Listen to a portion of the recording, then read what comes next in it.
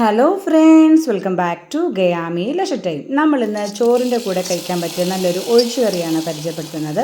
മത്തങ്ങ കൊണ്ട് നമ്മൾ എരിശ്ശേരി സാധാരണ ഉണ്ടാക്കാറുണ്ടല്ലേ, എന്നാൽ ഇത് എരിശ്ശേരി അല്ല, എന്നാൽ അതേപോലെ നല്ല ടേസ്റ്റുള്ള നല്ലൊരു ഒഴിച്ചുകറിയാണ്.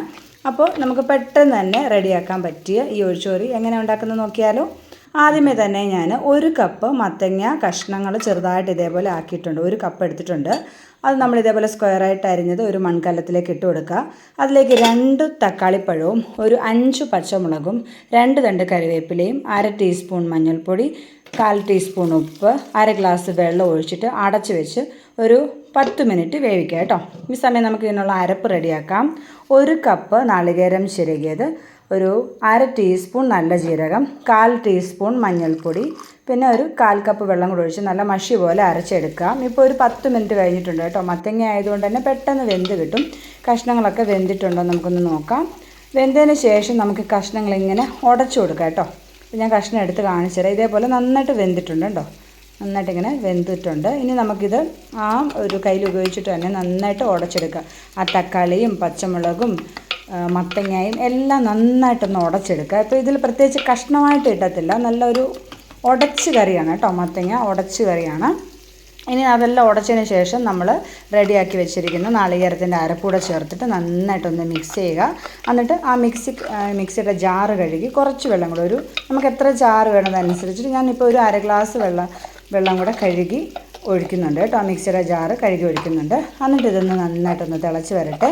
അപ്പോൾ നമ്മൾ നല്ല തിളച്ച് തൂവി പോകണ്ട, നന്നായിട്ട് ചൂടായി സൈഡിലെല്ലാം ചെറിയ ചെറിയ ബബിൾസ് വരും. ആ സമയം നമുക്ക് ഗ്യാസ് ഓഫ് ചെയ്യാം. അപ്പോൾ ഞാൻ നോക്കിയപ്പോൾ കുറച്ച് ഉപ്പ് കുറവായിട്ട് തോന്നി, ഞാൻ കുറച്ച് ഉപ്പ് കൂടി ഇട്ടിട്ടുണ്ട്.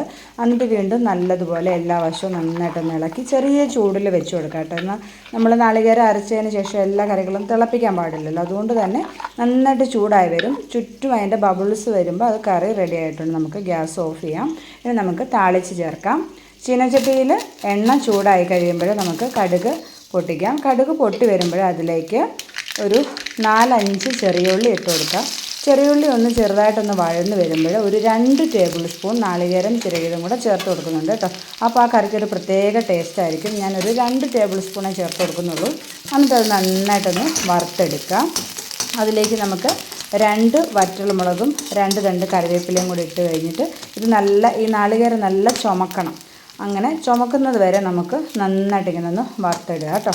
അതാണ് ആ കറിയുടെ ടേസ്റ്റ്. ലാസ്റ്റിൽ നമ്മളിങ്ങനെ വറുത്തിട്ട് കഴിയുമ്പോൾ കറിക്കൊരു പ്രത്യേക ടേസ്റ്റാണ്. നമ്മൾ എരിശ്ശേരിക്കൊക്കെ ഇതേപോലെ ചെയ്യുള്ളൂ, അതുപോലെ ഈ കറിക്കും ഇങ്ങനെ ഇട്ട് കഴിഞ്ഞാൽ വളരെ നല്ലതായിരിക്കും.